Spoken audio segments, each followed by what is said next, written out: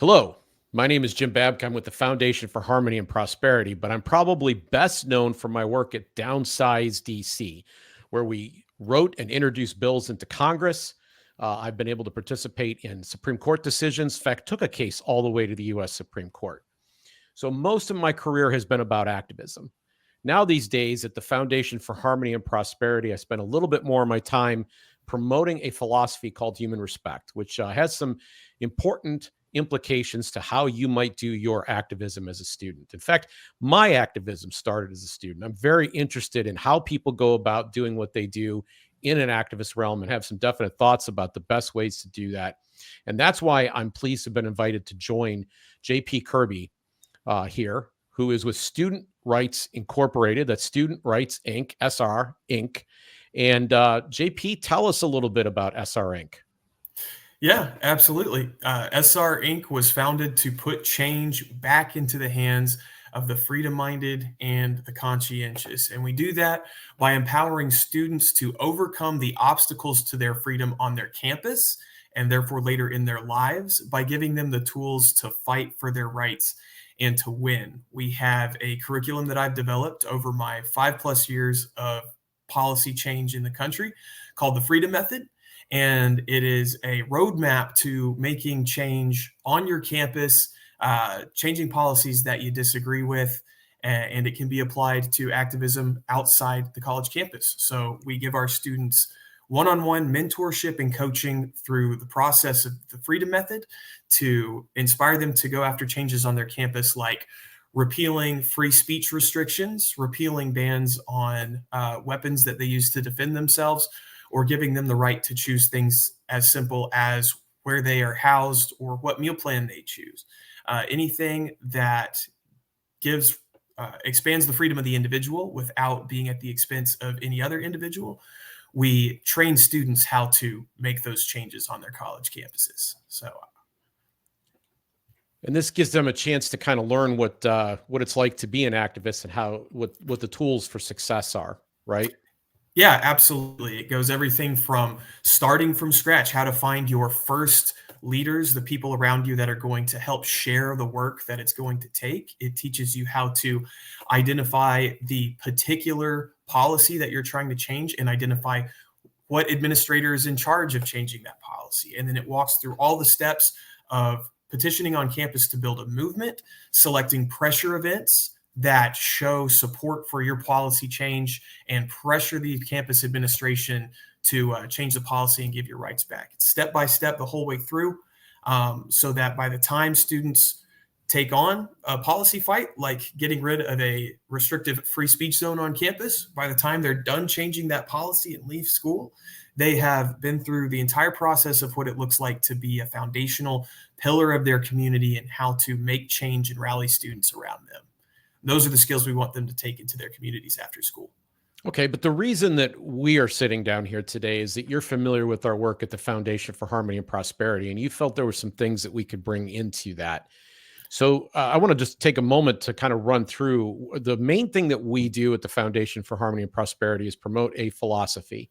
It's a social philosophy. We call it, it's based on something called the natural principle of human respect. So I'd like to walk you through this just a little bit here and do it with you, and then our audience can vicariously live through your experience. Okay. The very first thing we start off with is the notion that everyone wants to be happy. You could say happiness is primary. It's, or I like to say it this way: happiness always has a hand on the wheel. And what I mean by that is you're driving through life and you're making decisions. You're going to steer into the direction that is going to bring you the greatest amount of happiness in a given situation.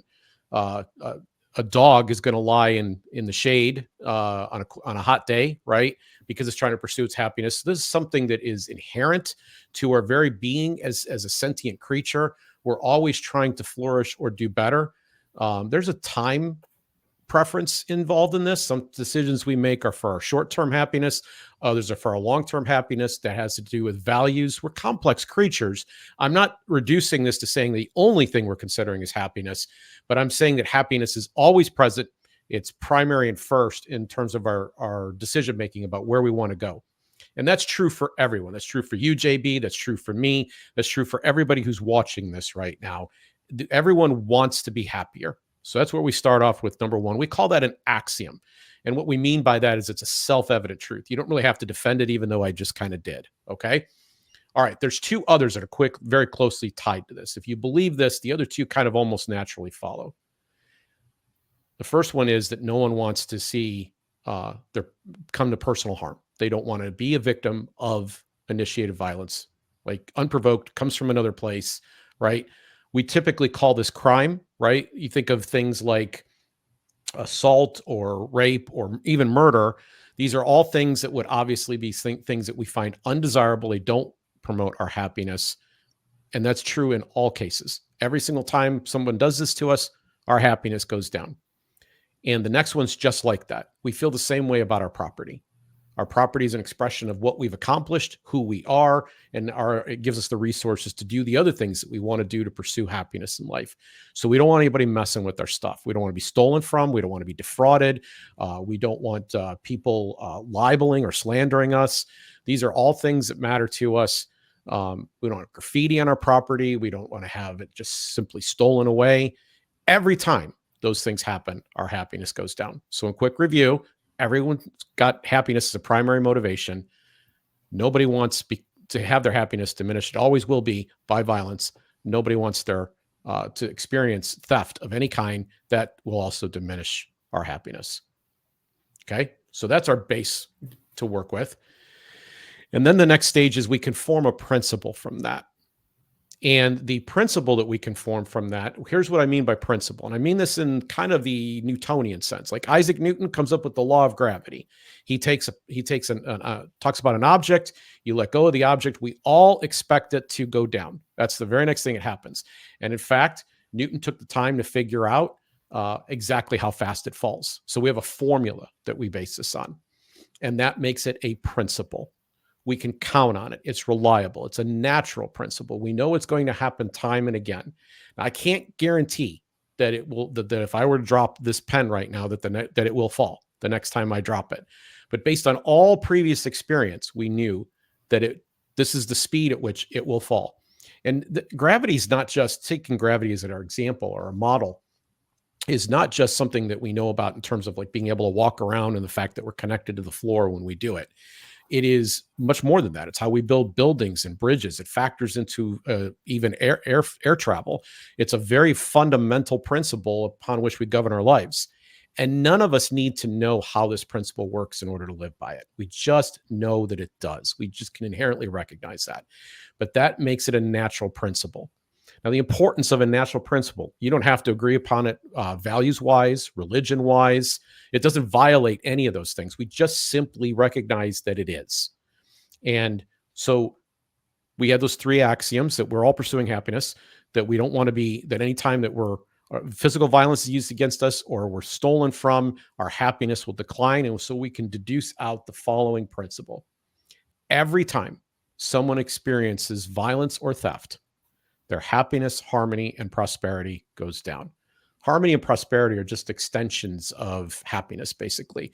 They're two ways in which we very much express. We want to be able to get along with each other. We need relationships in our lives. And the fact of the matter is, when we practice this principle pretty much with the relationships that we have. We recognize that, for example, we can't go around punching people to get what we want. We won't have friends for very long. Okay. Our harmony would decline in that setting. We recognize too that our prosperity is tied to this. Obviously, the most obvious version of this is if you were stolen from, your prosperity diminishes kind of automatically. And this is a tool or a resource to our greater ability to flourish. So that is the philosophy of human respect in summation. There's one more thing to add to that. And that is, as soon as you recognize gravity or how it works, you also recognize that you have to live by it, right? So if you decide to walk off a 20-story building, you can make that decision. That decision is within your power. But what happens next has already been decided by the action that you took. And it's automatic. You're going down. You're going to go down fast. The landing's going to be very hard. And there'll be physical consequences to that. They could include death. So given that that's the case, Most people, most of the time, choose not to walk off of 20-story buildings. Not saying it's never happened. Obviously, it has. But most people, most of the time, in fact, nearly all the time, choose not to do that. So they make a decision. That decision has to do with what their values are.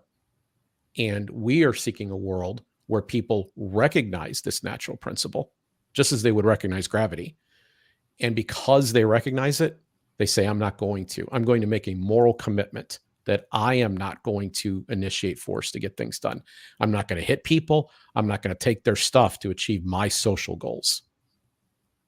What's kind of your response or reaction to that?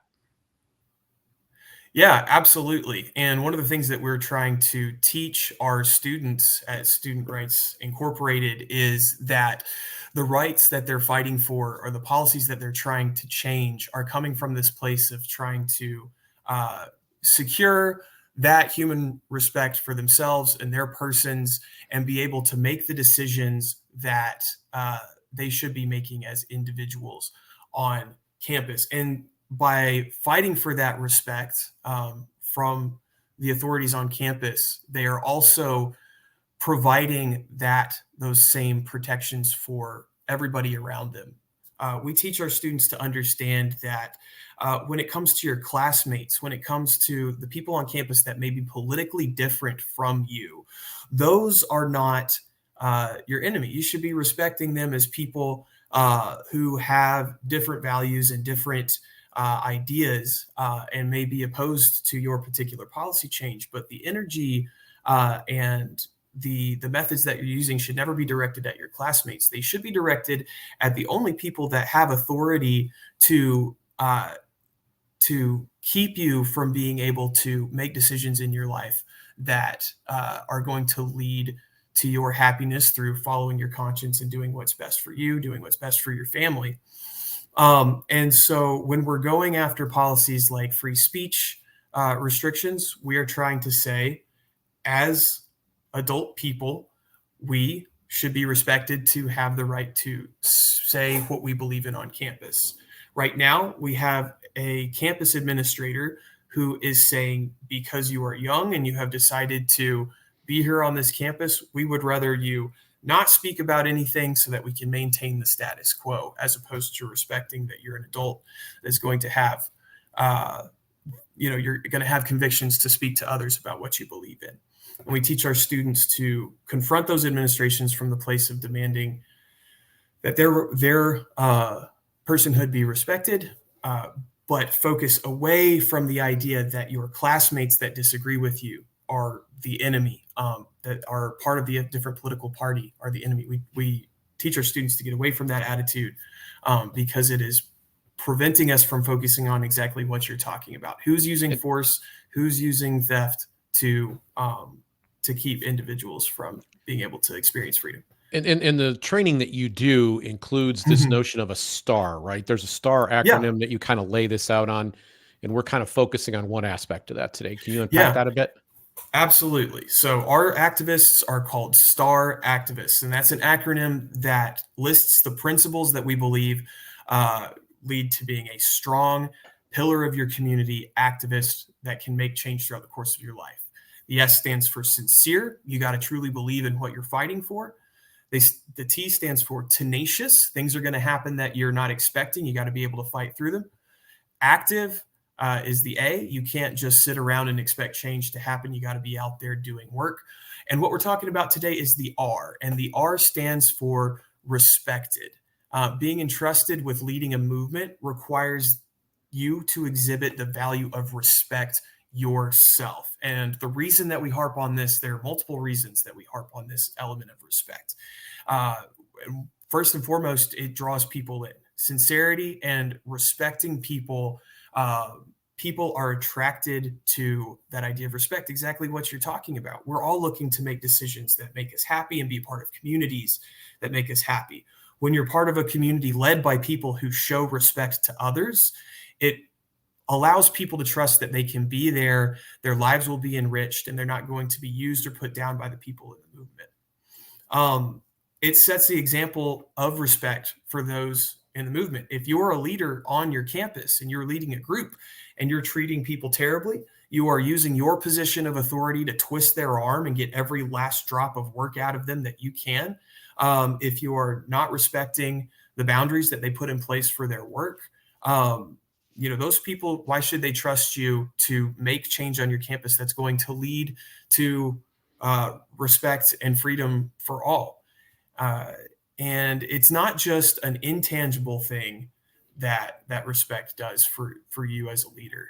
It also can leads to tangible results when you are respecting your team around you, when you are providing for them, an open book, open communication. It allows people to contribute to their fullest by being able to communicate, knowing there's not going to be repercussion, knowing that they can bring ideas out there, and it allows everybody to get all the information they need to have an effective workplace in your movement.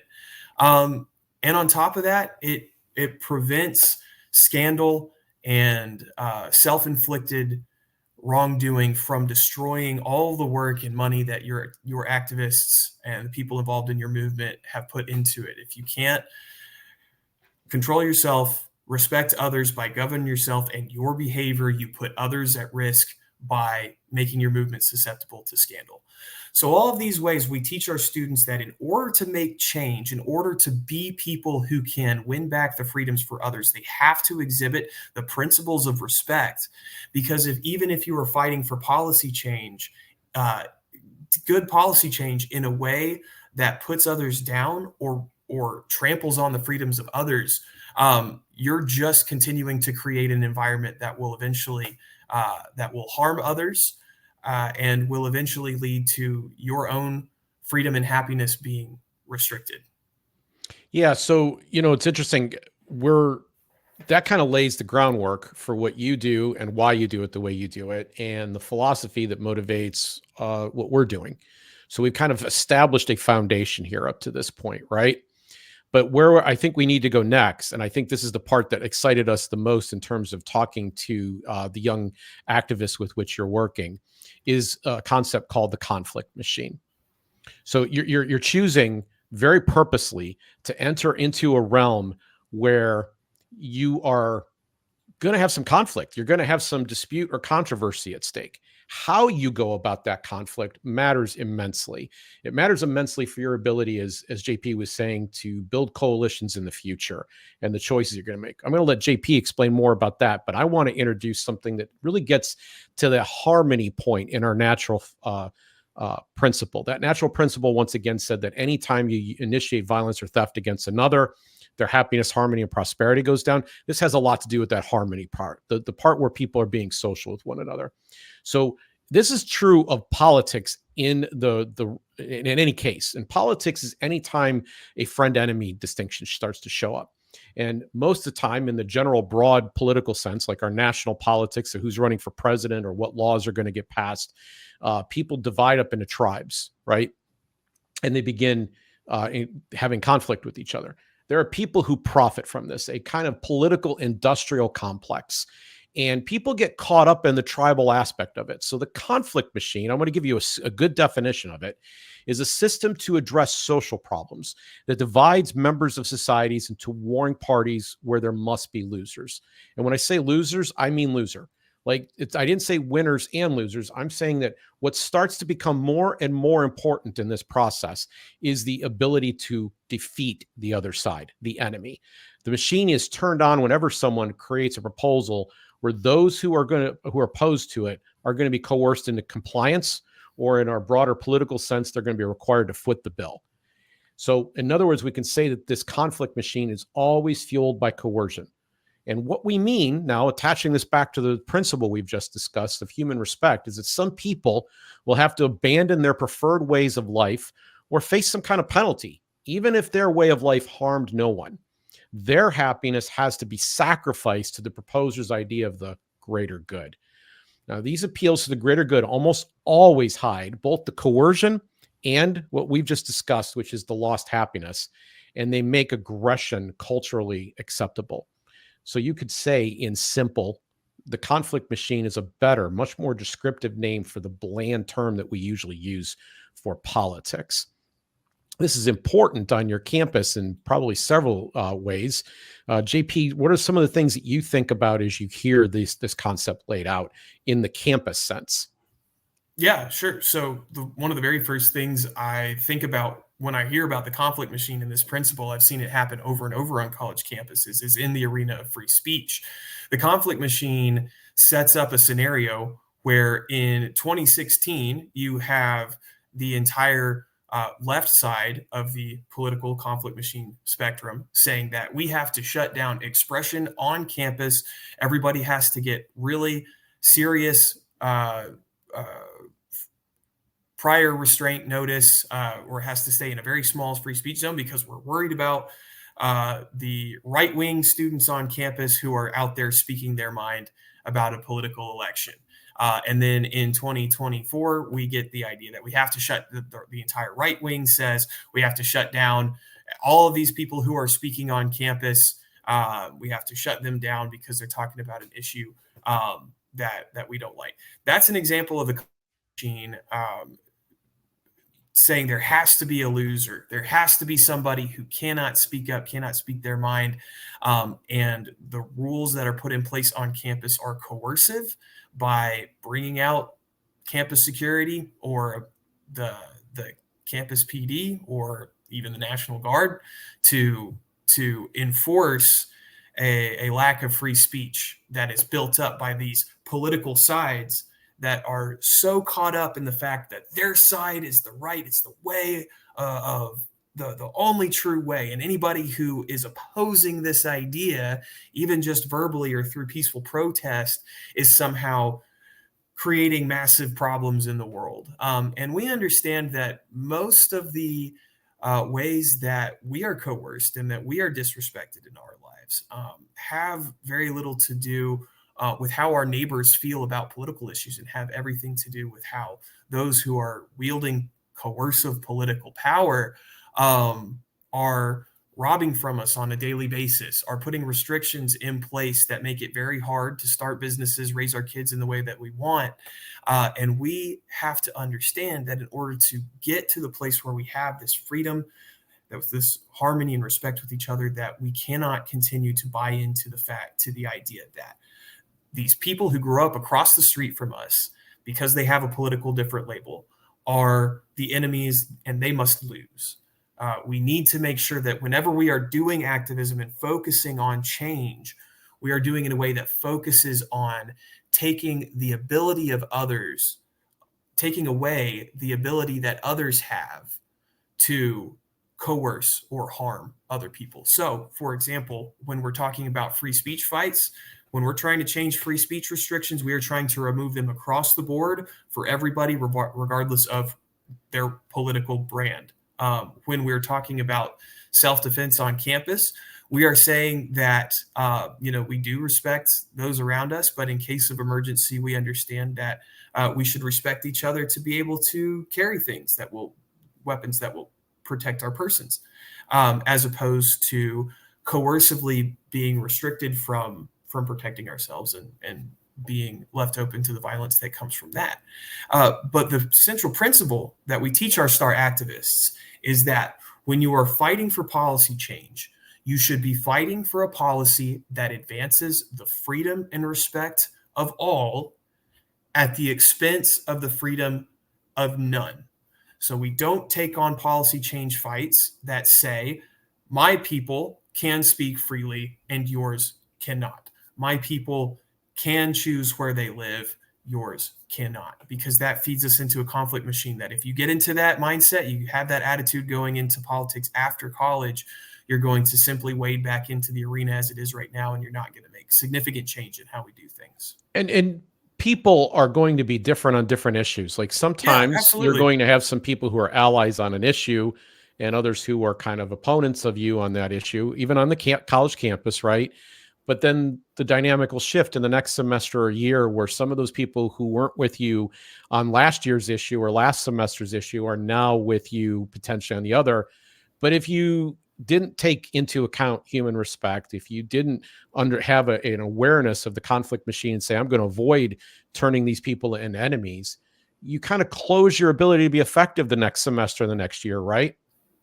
Absolutely. Yeah. So one of the prescriptions of the freedom method is it requires students to build coalitions on campus. There's a particular step once you get to a certain point that it's your responsibility as a leader on campus to reach out to the other organizations on campus. And that includes organizations that your club may typically view as political enemies. If you're part of a conservative club, this means going and talking to some traditionally liberal clubs that could be aligned on this particular issue. If you're a liberal club, it means going to the conservative clubs, and talking to them on this particular issue. If you're a libertarian, it means going to your heated enemies, the other libertarians on campus, and explaining to them why you should work together on this issue. But all of that, you're exactly right. Like, if we are alienating people over particular issues and demonizing them and their movements, and they're not people in authority, they are simply others in our community living their lives, having their political opinions. If we isolate and speak down to them during a campus carry fight that liberal students on campus are not going to support, probably going to be vehemently opposed to. But if you're disrespectful and talk down to them and don't make the effort to bridge the gap there and become approachable and respected, then when the semester rolls around again and you're trying to get the freedom to spend $500 less a month on your dorm housing, and the liberal groups are totally on board with helping you with that. If you had disrespected them earlier, you would have lost that potential to work together on an issue and gain that much more momentum. So and that's let's take that down one more fine grade level. Of course. So in my youth, my reckless youth, I have to reveal that I was a college Republican. Okay. Yeah. And there were some dirty tricks. There were things that we did there. Today's parlance, it would be something like own the libs. We had a different terminology for it back then, but we beat them to the punch on some things and celebrated over a beer about like how we did that. Are you saying that attitude is unhealthy? And what is the prescription now, if you recognize the conflict machine that Student Rights Incorporated is proposing? Yeah, absolutely. I view that as unhealthy. When all you were thinking about is owning the libs, dunking on them. I think we've seen the policy focus of the entire country focus over this idea that you've got to put down your tribal political opponents. And if you're not dunking on them or pushing them back, then you're not doing enough and you're not advancing your beliefs. Well, our beliefs are that our enemy is not our neighbor. Our enemy is the lack of freedom that is currently being pushed by, in our case, campus administrators. And so instead of getting a drink and talking about how much you dunked on the college Dems or how much you really owned that guy at your table, you had a debate with him and you were able to convince him that a $40 minimum wage was not the way to go and he was an idiot. If you're celebrating that, you've got the wrong idea, because what you've just done is, instead of laying the groundwork and laying the seeds for someone to eventually believe closer to the way that you believe and help you out to win your freedoms back in the future, instead you've isolated somebody and you've probably made them more committed to being ferocious toward your ideas in the future through your attitude, and continuing to turn the focus toward what is important. Having interactions with your political opponents and they're screaming and yelling at you, being a respected person enough to recognize this is somebody who is not directly they don't have the power to interfere with my rights. I'm going to continue to focus on the campus code of conduct policy that is restricting my ability to make choices that make me happy. I'm going to simply remove myself from this conversation or politely dismiss it or engage in a good debate there. But viewing that person as somebody who is trying to make an argument for what they believe and what will make them happy. But at the end of the day, they're not your enemy. Focus on the authority and winning your rights back. That will also be winning their rights back as well. So we're heaping coals on their head as well. They're not just we're not just refusing to put down and scream and yell at our political opponents, but we're honestly, we're doing work that will help them out in the long run as well, because we truly believe these policies make life Yeah, better. so I hear you use the term choice a lot as you were Mhm. talking throughout this conversation. A closely related C word is consent, right? Yeah. These are other ways that we express what it means to be happy. Choice means I have the options in front of me that I can choose based on my values and preferences to make myself happier. And because I'm a unique individual, other people might make different choices that are going to make them happier. So how do you find a way to peacefully coexist? It's that consent idea that says I'm going to give you the same opportunity. I mean, if you wanted to simplify this in some ways, I mean, we want people to be very mindful that there is a principle being violated here. But if I were to bumper sticker the value, the moral that should come out of this, it's don't tread on others. And too often when we're talking about what are broadly packaged as classical liberal ideas, there's a much more emphasis on don't tread on me. But see, you're not the only me in the world. There's others, and it turns out this is not new. Adam Smith is known as basically the founder of modern economics when he wrote The Wealth of Nations. But about 15, 16, I think it's maybe even 17 years earlier, he wrote another book that is less read but becoming more recognized in our time, called The Theory of Moral Sentiments. And in there, he was basically, moral sentiment is basically, our modern word for it is empathy, the ability to walk in someone else's shoe and understand what it is to be them. And if you translate this ethic, this moral principle of human respect, not the natural principle, you take it and you say, okay, I recognize this.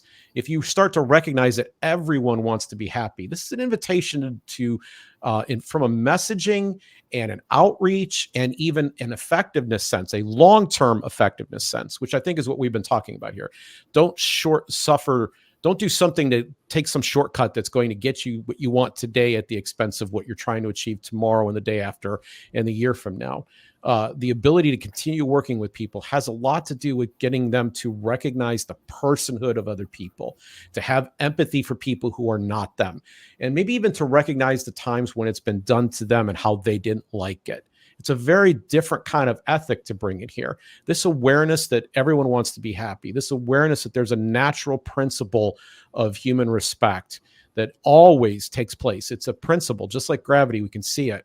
This idea that when we fail to do that, one of the breakdowns in the area of harmony is this conflict machine, this tribal fighting that we have with one another that jeopardizes really our ability to be successful. So now, JP, here's one of the things that we've learned that's been very interesting is the Foundation for Harmony and Prosperity has been sharing this message with people on a one-on-one basis. And that is, it doesn't seem to matter where they came from politically when they walked in the room.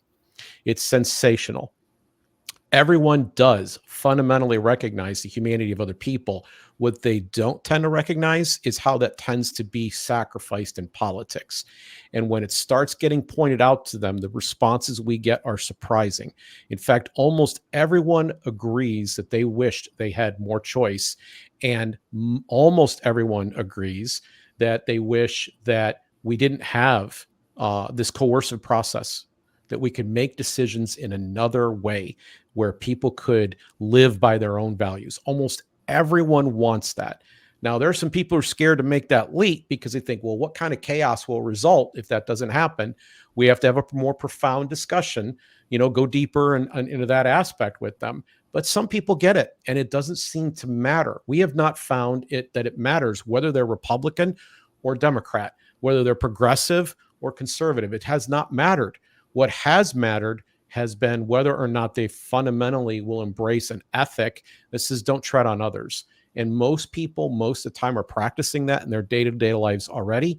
And so when you show them this disconnect that starts to happen when we go and try to engage in what is called political change, they have, many of them have aha moments. So this is a new form of messaging that has the potential, JP, of winning over the people that are previously enemies if delivered properly.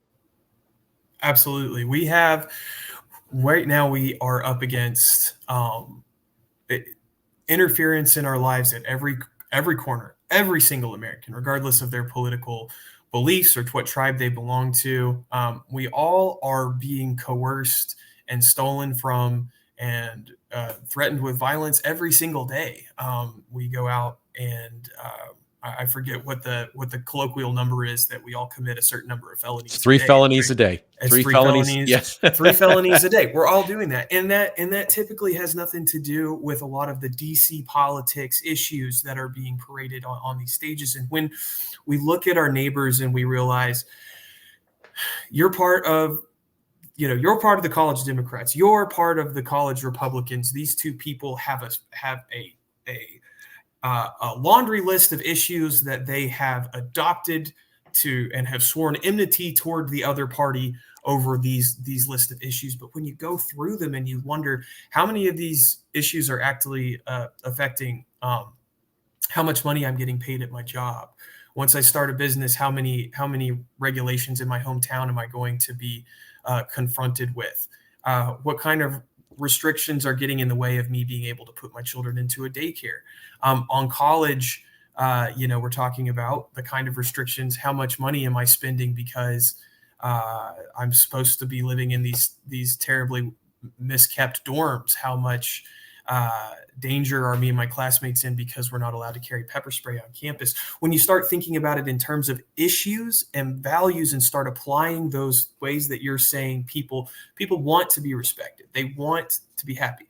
And when you have a general conversation about the principle, a lot of times the light bulbs go off. Of course, I want to be respected. I want to be respected, and I want to be able to make the decisions that make me happy.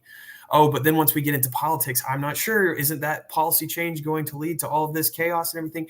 You can show them that next step, what it looks like to fight in the political arena for policy change in a way that is championing the respect of all around you.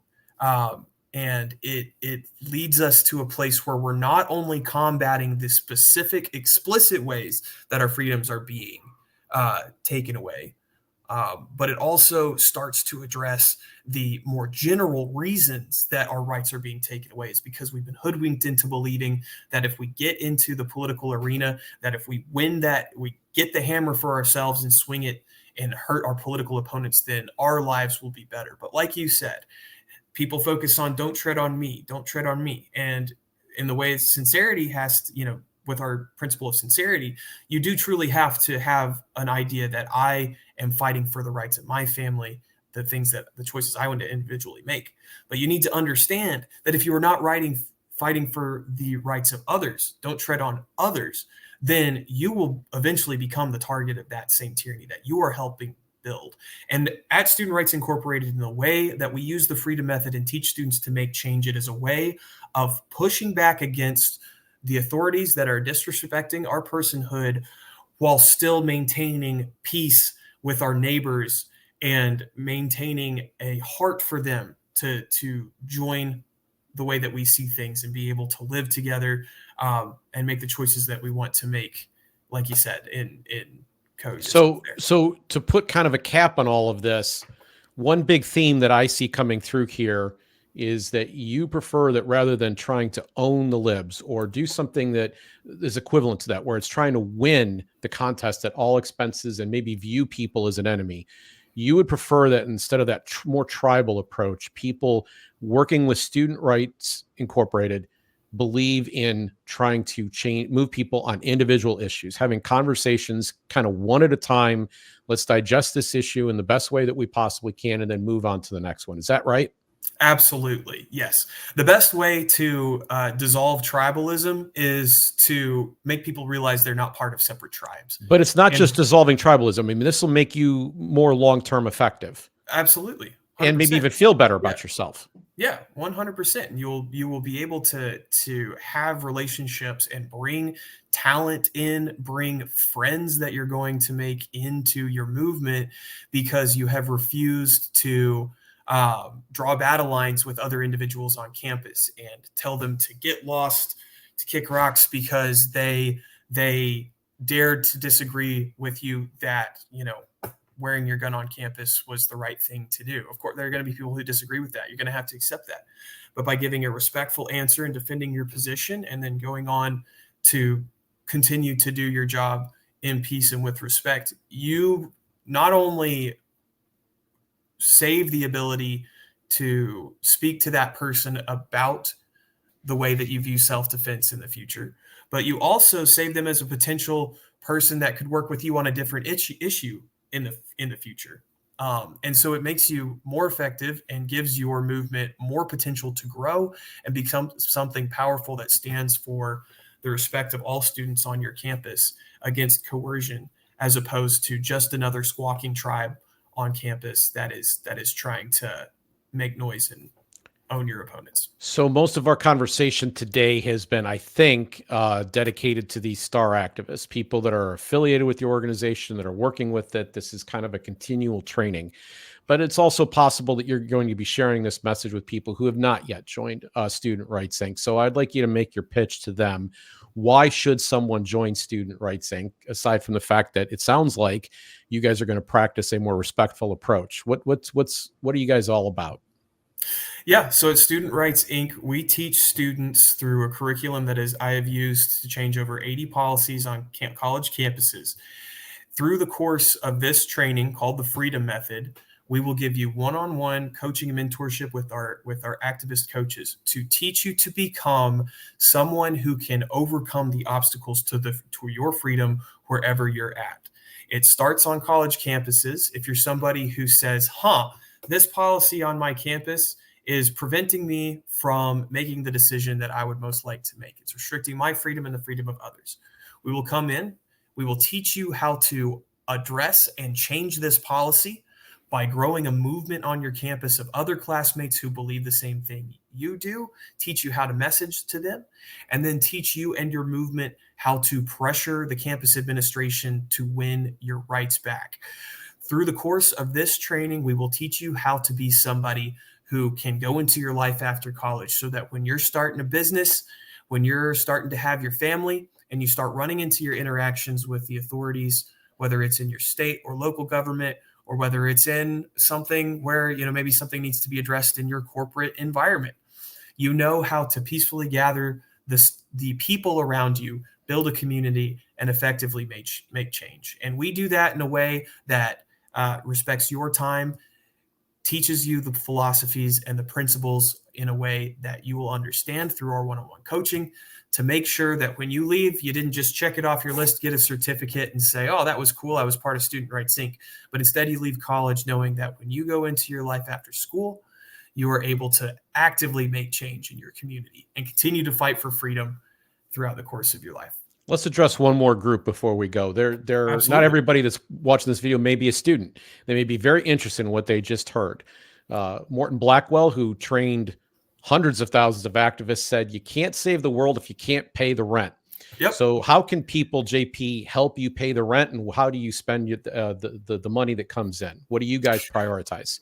Yeah, absolutely. So a big part of our budget, of course, is going to making sure that we have the experienced people in position to be able to train these students on a one-on-one basis. It takes a lot of time to have a 30-minute phone call every single week with 75 activists. So, by supporting Student Rights Incorporated, you're helping us make sure that we have activist coaches who are in the network able to train our students effectively to make change. We commit to every semester going to travel to these campuses whenever we can, to give hands-on training, in-person training on both the skills and the philosophies. So by supporting Student Rights Incorporated, becoming part of our booster team, you're going to help us travel to these campuses. I don't know if anybody's ever tried to travel to Brookings, South Dakota. It takes a little bit of effort to get there, and helping us travel to the places so our students can see what we're about. And of course, we are just about ready to publish the Freedom Method in its first edition. So making sure that we have enough to be able to distribute those copies and get those into the hands of our activists is another big way. You can reach out to me. I would love to talk to you about, talk to anybody about what we're doing. They can reach us at, you can reach me at jp.kirby@studentrightsinc.org. Would love to set up a phone call to talk to you about what we're doing. You can check out our website at studentrightsinc.org, and you can get on our sign-up list as well as contribute, become part of our booster team there by donating, and generally track what we're doing. So, JP, I really appreciated the first time that you and I sat down and got to talk together, and I got to get a good sense of your heart. Heart matters here too. We have wonderful ideas, but if we can't sell them with heart, and I think that's probably how the main point we're trying to drive home today is that the heart that you're going to bring to this effort is going to make all the difference. Is your ethic going to be the one of treating other people like enemies? Well, then, of course, go ahead and use coercive force, bully them all that you want. But most people, most of the time, recognize that that is a short term strategy that doesn't work in the long run. And we can see the division that we have all around us as a result of it. There is a better way. It's called practicing human respect. It's summed up in a very simple statement of principle. And that principle means that you can count on it like gravity. It's always going to occur. That every time that you use coercion to achieve your social goals, you're going to diminish the happiness, harmony, and prosperity of at least one other person.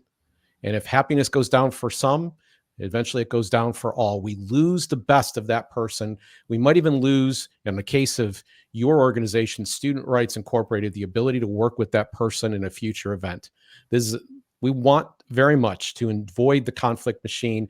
And that's why I've been privileged to sit down here today and talk with JP Kirby of Student Rights Incorporated. Thank you for watching.